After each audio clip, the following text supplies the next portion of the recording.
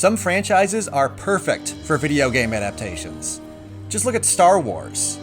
Star Wars is wall-to-wall cool weapons and faceless bad guys. You can make the most movie-accurate Star Wars game ever by dropping new textures into Doom and replacing all the enemies with stormtroopers. All you need to do is give the player a blaster or a lightsaber, and you're well on your way to something that's very similar to Star Wars. Or a vibroblade? Jesus. Star Wars is, at its core, about action. And that's something video games are very good at. But I'm not here to talk about Star Wars. Star Trek is very much not perfect for video game adaptations. Video games are much better at violence than solving scientific mysteries and contemplating ethical conundrums. When you put Star Trek graphics in Quake 3, you end up with something that's fun, but doesn't feel all that accurate to what the source material is about. There's a meme that whenever a new Spider-Man game comes out, everyone is very concerned about whether it makes you feel like Spider-Man. So the question I'm asking is, do these Star Trek games make you feel like Star Trek Man? Turning Trek into an action game means focusing on one minor element of the series. Usually that means starship battles or shooting a phaser. And those things do happen in the show, but they're not what it's about. It's totally possible to watch 10 episodes of Star Trek and not see either of those things. It would be like if all those Star Wars games were about making small talk with your estranged father. That does happen in those movies, but it's not really the core element. I guess maybe it is. Is there a quote of George Lucas being like, it's about fathers and sons? The original saga was about the father, the children, and the grandchildren. Many of these Star Trek games are good and worth playing, but you have to accept that it's not going to feel all that much like an episode of the television show. But not every video game is about violence.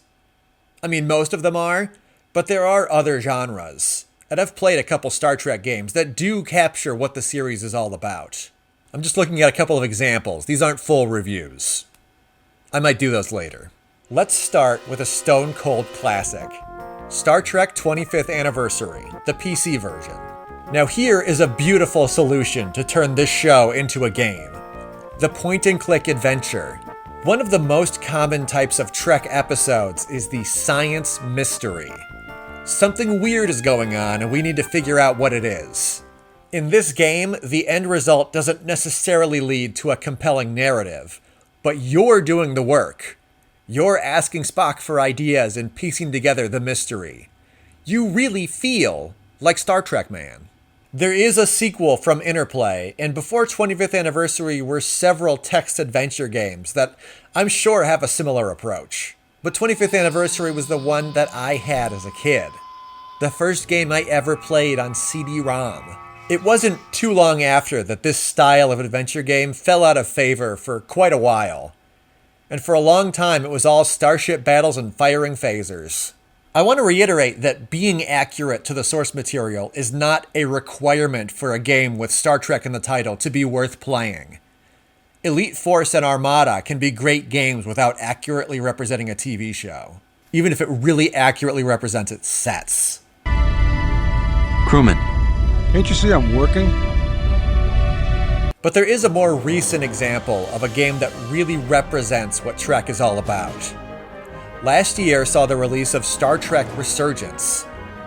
This is a different approach that highlights another major element of the series: high-stakes decision-making. The gameplay itself is pretty simple. In many ways, the game plays itself. You pretty much pick from a list of things to look at or talk to, but you often have to make choices that will have an effect on the story going forward. This can be how you respond to a coworker in conversation, but quickly escalates to your captain shouting a direct order at you that will definitely get people killed. And you have to choose whether to disobey that order and face the consequences. There are no clear good or bad answers. This isn't Mass Effect. Knights of the Old Republic. Get out of here with that garbage. I might not say that part in the video. These choices change not only how the story plays out, but but how others interact with you. Do you pick the idea from the guy who doesn't like you to make friends? Do you report your friend for doing shady stuff that could be dangerous to the crew? Do you stand up to your superior officer or agree with them just to stay in their good graces? One essential aspect of Star Trek is that it's a workplace drama. And that's a hard thing to translate into a video game. I found myself getting into trouble because my Lower Decks friend suggested sending an unauthorized distress signal to another ship to come and help.